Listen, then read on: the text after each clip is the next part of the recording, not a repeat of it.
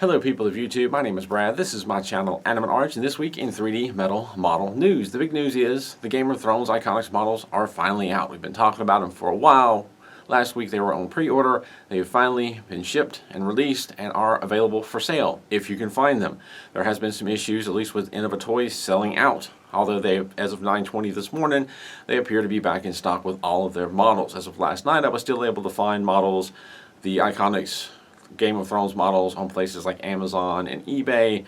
There may be other smaller retailers out there that have them, but if you're wanting to get them, I'd say grab them now or be prepared to wait a little bit. It seems like they may be a popular model and going fairly quickly.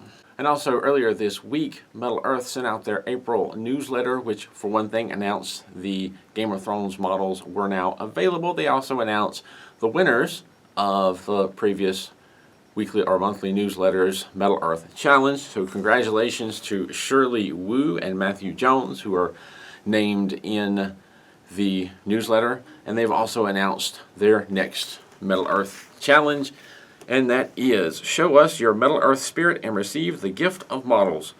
2 participants to send marketing at fascinations.com an image of their Metal Earth model frozen in time with a creative background will win a mystery bundle of models. Make sure to name your masterpiece. Rules: creativity, creativity, creativity. Did we say creativity? Deadline: May 6, 2019. When submitting your entry, please include your full name and mailing address. Winners will have their masterpiece featured in the May newsletter. All prizes must be mailed to an address in the United States. Now, if you don't currently get the Metal Earth newsletter, I will put a link in the description down below so you can see this month's newsletter. But to get one yourself, they frequently run contests and challenges in there where you can receive free models. Go to MetalEarth.com, scroll down to the bottom right area of the page. There is a place where you can put in your email address so that you can get the newsletters yourself. I do like to bring up the newsletters in these videos, but sometimes they come out in such a time that by the time I get around to my weekly Friday news video, the contest may have already ended, or it's a first come, the first few people who submit, and it's just kind of not much of a point in getting people's hopes up if the newsletter came out during the weekend and my video isn't for several more days. But if you want to get the newsletter yourself, that's how you sign up for it. Bottom of MetalEarth.com, put in your email address, and you can see this stuff faster than waiting for my Friday video. Also, a heads up, if you are interested in the Time for Machine Kickstarter and haven't done so or participated in it yet or signed up for a pledge or a model yet, there's 8 days left to go.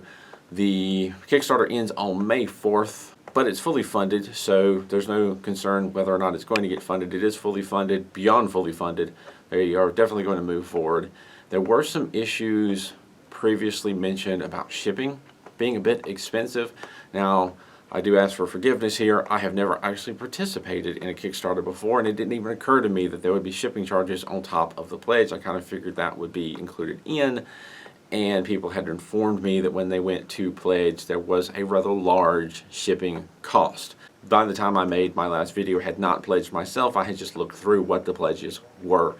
Now, it also seems that some of those shipping amounts were rather high. According to Disorderly Cone of Groove Builders, the Steamliner model was around $100 just shipping to Canada at the time, a week or two ago. Now, I did check here recently myself just to see what some of those shipping costs were, and it looks like they may have come down.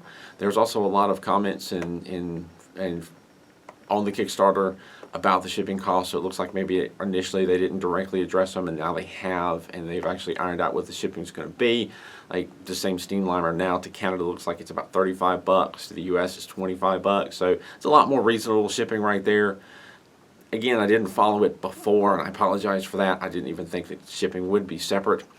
But it looks like if you've looked at it before and the shipping was really high and that discouraged you, check it out again. They seem to have made some adjustments and brought the shipping down. As for if you've pledged before to a higher amount with shipping, how they're going to handle that, I honestly don't know. But that's something you should certainly, if that's something you're concerned about, certainly post the question on the Time for Machine Kickstarter and see what they have to say.